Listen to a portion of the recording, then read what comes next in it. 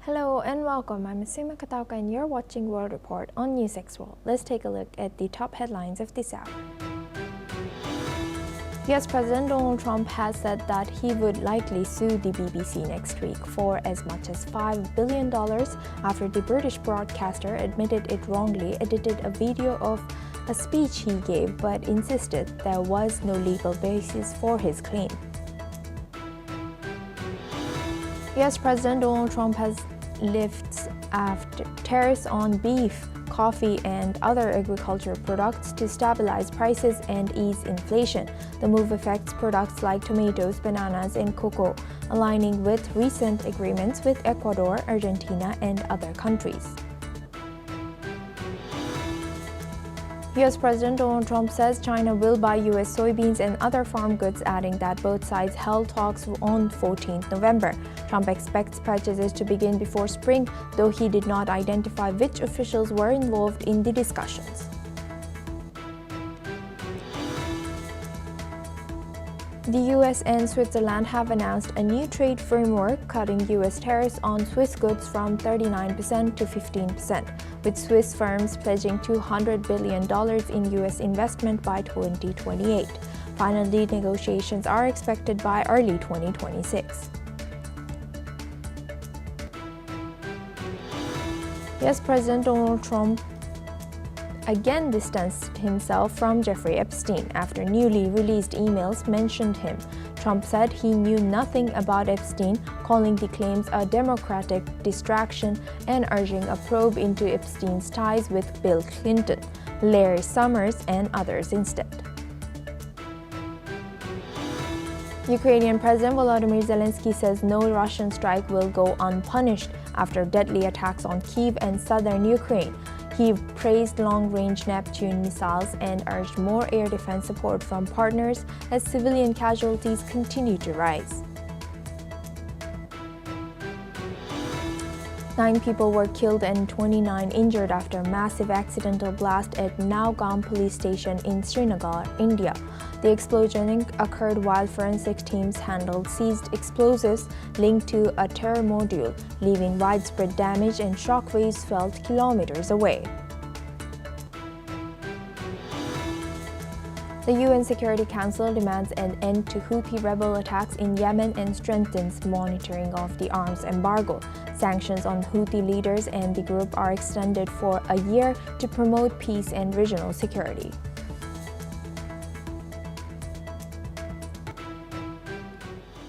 Now we start with Trump and BBC. US President Donald Trump says that he would likely sue the BBC next week for as much as $5 billion after the British broadcaster admitted it wrongly edited a video of the speech he gave but insisted there was no legal basis for his claims. Trump's lawyers had initially set a Friday deadline for the BBC to retract its documentary or face a lawsuit for no less than $1 billion.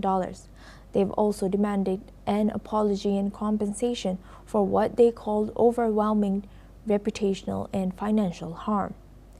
Trump has now said that he will sue the BBC for anywhere between $1 and $5 billion. Let's listen in. We'll sue them for anywhere between $1 billion and $5 billion, probably sometime next week. So you're ready to take? Well, I think I have to do it. I mean, they've even admitted that they cheated. The BBC has admitted editing of Trump's remarks was an error of judgment and has sent a personal apology to Trump earlier this week. The broadcaster has stated that it would not rebroadcast the documentary, but has rejected the defamation claim. Meanwhile, Trump has also stated that he has not spoken with British Prime Minister Keir Starmer yet on this issue, but that he planned to call him this weekend. He has added Starmer had tried to reach him and was very embarrassed by the incident. Let's listen in. I have not, but I'll call him. I'm going to call him over the weekend. He actually put a call into me. He's very embarrassed by it. You know, I don't know what percentage is owned by the country, but regardless if it's small or large or nothing, I can say this, the UK is very, very embarrassed by BBC, what they did. Now for this discussion, we welcome Shruti Dasgupta. She's an international affairs expert, joins us live from New Delhi. Thank you very much, Shruti, for joining us again. Good to see you. Shruti, now looking at this, how does this multi-billion-dollar lawsuit by sitting U.S. president against a major foreign broadcaster affect the current U.S.-UK political and media relations? Do you think it has any effect, this personal connection or personal attack, not personal attack, but is taken as personal attack by BBC on Trump, could affect their ties? Well, the probability of suit does kind of put a strain on the UK-USA relationship. But as of now, we've not seen the immediate knee-jerk reaction like we saw with Canada. I think that shows that Trump has learned his lesson, that if he kicks his allies left, right, and center for whatever assumed defamation that he feels or any slight of insult that he feels is coming his way, then it would end up USA very alone in their sphere of influence in the Western Hemisphere. So it shows that he is perturbed because he's talking about a lawsuit, but not enough because it's not going to be repeated. They have publicly admitted to editing it. There have been two people who have submitted BBC News head as well as their Director General of News. They both quit their jobs on this very same day, although they deny their leaving of their jobs as a direct consequence of being fired for this kind of travesty that has happened with Trump. But they've said it did play its role. So there have already been heads that have rolled for this kind of an action. It does not help UK's case. If Trump does set a lawsuit, he needs to do it. He has many legal problems that are going to come his way because it is a state broadcaster. It's a public service broadcaster. So in a way, he would be fighting the state of UK. So he would be fighting the government of UK in that particular stance. And so it's a good thing that he's hesitating and he's just made big calls about it, but he's not actually gone ahead and done it. This is not like the ABC News where he got his $1 billion settlement from, and this is not the other privatized news channels like the New York Times and the others that he has problems with. This is a state broadcaster, and if he has a problem with the state broadcaster and he takes a lawsuit, then he's actually fighting against the state of UK. That means the Prime Minister and his government, and that would put trade relationships on a pause. That would put a lot of strain on any kind of friendship or camaraderie between the two nations and not just two people. So this is, if he goes ahead with it, it might be a bigger problem than USA actually wants on its hands right now, because since the documentary is not going to be rebroadcasted, redistributed in any way or form, Trump has already lost the groundings that this is going to cause serious damage to it. It was broadcasted once and it has been repealed and the error admitted publicly. So I think he would let these sleeping dogs lie, and he's not going to make much of a fuss because it might end up ruining his friendship with Europe on a whole. Right, the stakes are indeed very high. And Shruti, I also wanted to ask your take on BBC now. How might this BBC incident be leveraged domestically and also internationally to influence narratives about institutional trust, political bias, and role of public broadcasters? So what do you think will all this affect BBC's reputation now? Well, this particular incident, the firings and the admission of editing, has at least put up the very fact that BBC does have a bias. They have said that they don't, but Insight UK found more than 300 incidences of bias, and specifically towards my country, India. So it tends to do this. BBC has a particular narrative that it kind of propels, and as a state broadcaster and as a journalistic entity, that is not acceptable. They tend to look for sensationalization of news bites, whether it's in, let's talk in case of India, they did a documentary in 2023 on PM Modi, where they tried to project him as the butcher of Gujarat, where it was not. And that's a completely wrong, misinformed ideology that they had made that narrative on. They had done this with the Indian national parks, Jim Corbett Park. They tried to victimize the poachers that were actually harming wild animals. So in case of India specifically, and I'm sure the world in general, BBC tends to sensationalize news, hand out victim cards, and try and twist the narrative in a way that is not favorable to the people who are actually ruling the nation. They tend to do a kind of very shoddy job in being an unbiased reporting platform. So this particular incident with Trump being Trump, has made sure that everybody in the world, when the Indians make a hue and cry, they may not look up at it in the same format as when Trump makes a hue and cry and USA goes after it. So this kind of shows that BBC is not a trusted platform. They make very, very specific top-down errors in how they present content to its viewers, and words of BBC alone are no longer cast in stone as unbiased reporting, factual reporting, or even truth telling. It has a very, very deep impact on the people that actually listen to it. And for people in India, BBC is no longer a faithful or even trustworthy source of news. Yes, thank you very much for sharing that insight, Shruti. Please stay with us as we come back to you for our next discussion as well. Now, moving on, U.S. President Donald Trump has once again repeated his stand, saying that he knows nothing about Jeffrey Epstein following the release of emails from the disgraced New York financier mentioning the U.S. president's name. Trump has said that he had a very bad relationship with Epstein and pointed towards the likes of former President Bill Clinton and Harvard University President Larry Summers for being closer to Epstein. Posting on Truth Social, Trump has also stated that this is another ploy by the Democrats and deflect from the government shutdown. He has also said that Attorney General Pam Bondi will be probing the relationship between Epstein and Bill Clinton, Larry Summers, and Reid Hoffman, among other important people. Let's listen into what the U.S. president has said. What did Jeffrey Epstein mean in his emails when he said you knew about the girls? I know nothing about that. They would have announced that a long time ago.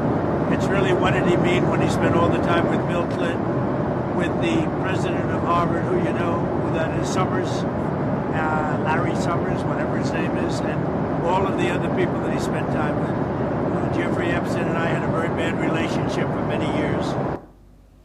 Now for this discussion, we welcome back Shruti Dasgupta. She's an international affairs expert, joins us live from New Delhi. Thank you very much, Shruti, for staying with us. Shruti, now looking at this, what's your analysis on all this Trump connection with Epstein, and how might President Trump's repeated distancing from Jeffrey Epstein, how do you think it is shaping public perception, even though he keeps denying it? And what is the political responsibility and transparency or the responsibility on U.S. President Donald Trump about this case now? That's a very keen observation, questions that you've asked us, Asuma. It's something that we need to understand, that Epstein has become a horse that is being whipped by both sides. Trump whipped this horse to win his election. Epstein was the only thing that he was one of the very major things that he had against the Democrats. And now that he's in power, no, there's nothing happening in Epstein files. Redacted files are only released.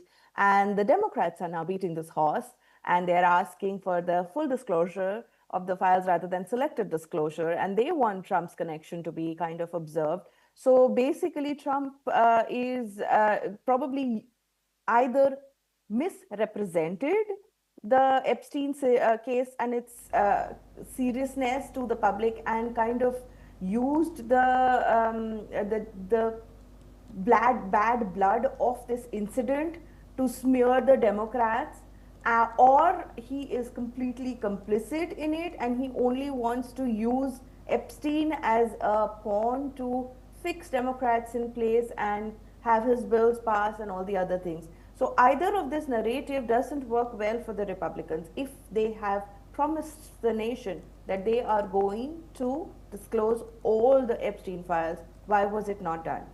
And if that is a major concern of MAGA voters, then he should do it. He should deliver on his promises, because not doing so and just denying things does not look good for him.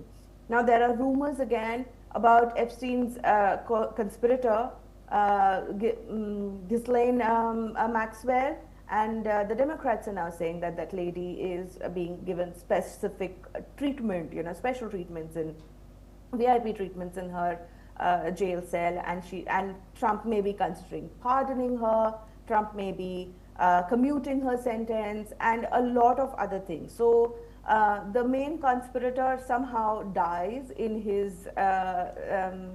jail cell without actually implicating Trump. Just that email where he says that he's the dog that hasn't barked, that means which either means that he has not spilled the beans, or he has not been publicly defamed. Either of those two narratives don't work well for Trump. And the only thing that Trump actually can do now is, without any bias, release all the files and bury this body. Otherwise, it is going to be a skeleton in his closet that is going to be pulled out every time the Democrats have a bone to pick with Trump and its regime or its policies.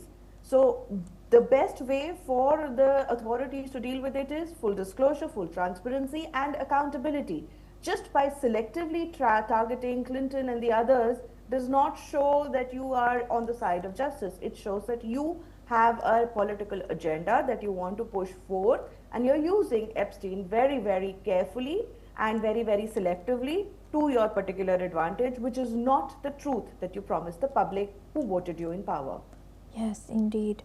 With that, I would like to thank Shruti Dasgupta for always joining us and sharing that insight throughout our news. Thank you very much.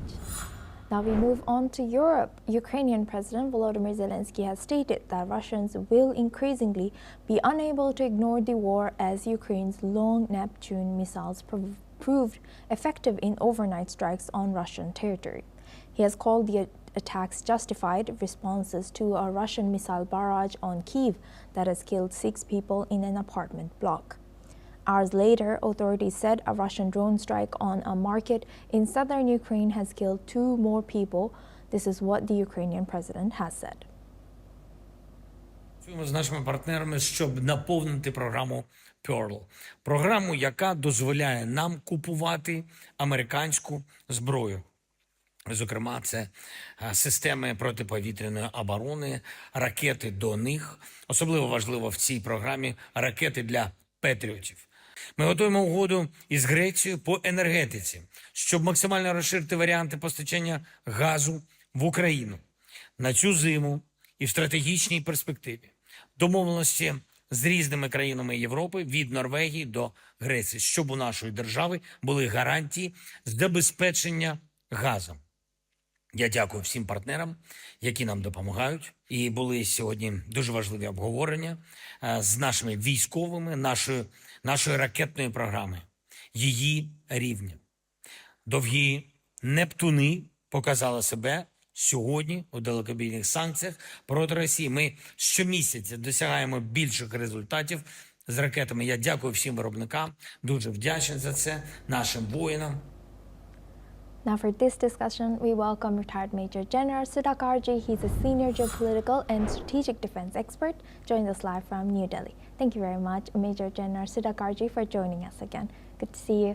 Srinagar, now Major General, looking at this, Ukraine's use of long-range Neptune military, does it change things in any way does it change the dynamics between these two countries, and what political implication could arise if Ukraine increasingly justifies its cross-border attacks as proportional responses to Russian strikes on civilians?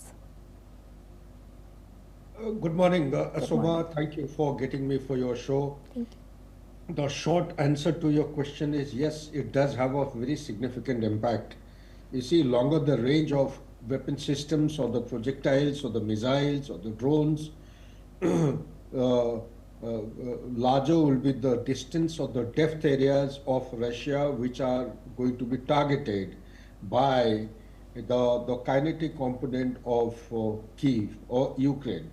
Now, if you look back to when the war started, way back in 2022 until now, the conflict has gone through several milestones.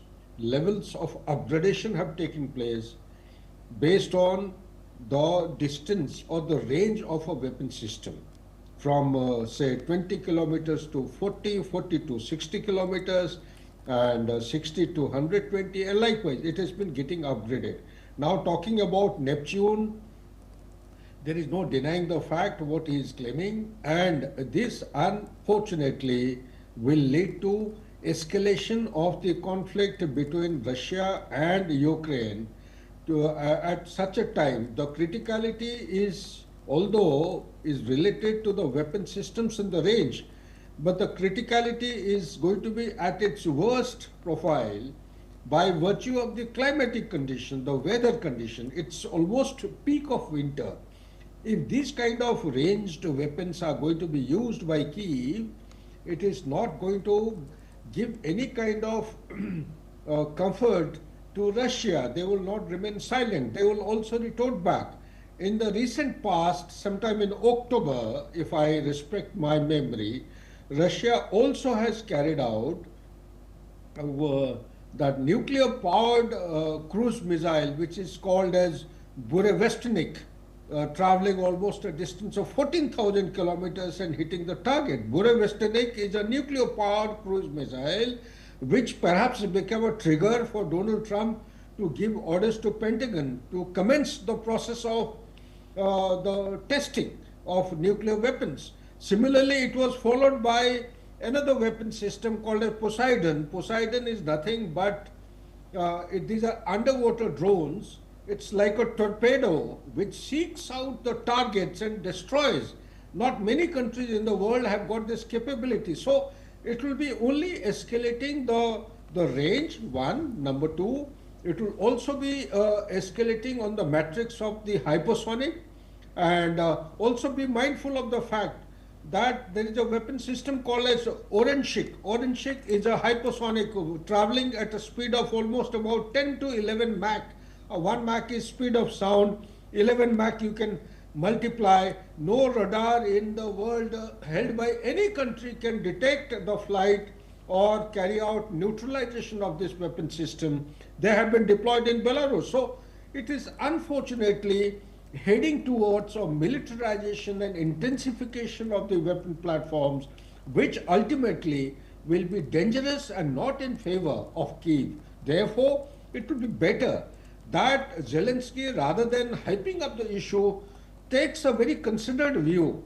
You see, tit for tat is applicable up to a level, but beyond that, it is proven beyond doubt that the weapon platform capability in the military industry of Russia is far, far ahead, 5 to 8 times more than that of all the Western alliances countries put together. Back to you, Asum. Yes, indeed. With that, I would like to thank Major General Sudhakarji for sharing that. Please stay with us as we come back to you for our next discussion as well. Now, viewers, we move on to India. At least 9 people were killed and 31 others injured in a devastating explosion at a police station in Nowgam near Srinagar in Jammu and Kashmir on Friday night in India. The explosions occurred after confiscated explosives, including ammonium nitrate stored at the station, detonated. Most of those killed were policemen and forensic team officials who had been examining the materials, which had recently been brought from Faridabad, Haryana. The blast comes just days after another deadly explosion in the capital. A car bomb detonated near the Red Fort in New Delhi, killing 13 people and injuring more than 20 others. Now we welcome back retired Major General Sudhakarji for this discussion as Senior Geopolitical and Strategic Defense Expert.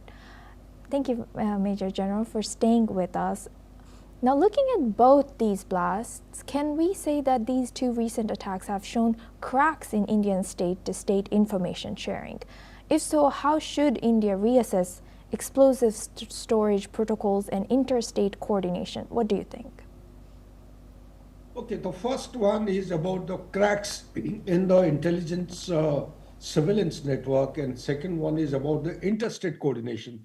Let me tackle the first one first. Yes. Coming to Delhi blast, well, I would say rather than condemning the intelligence network and their capability, I personally feel, since I am a student of geopolitics, joining the dots quite passionately, and I am the one who wrote an article on 31st of May, immediately after Asim Munir was promoted to the honorary rank of Field Marshal, forecasting that a thing like this is in the offing. Pakistan is not going to sit quiet. They are planning for a black swan event. And let me tell you, since I am in touch with um, major people who are into the int work and all, and I know how they function because I myself used to handle the things while in service. Yes. Our intelligence network under NIA is to be complemented. Yes. India was heading for a much more disastrous kind of a serial blast in number of cities. A rough count which I have made was actually indicating 18, but yesterday I think in the newspaper said that they were planning for serial blast in 6 cities, comprising of more than 4 states. So therefore, to prevent such a kind of a disaster, actually has demanded a very, very exacting kind of a schedule, very tight kind of a schedule by the int work. They have been proactive.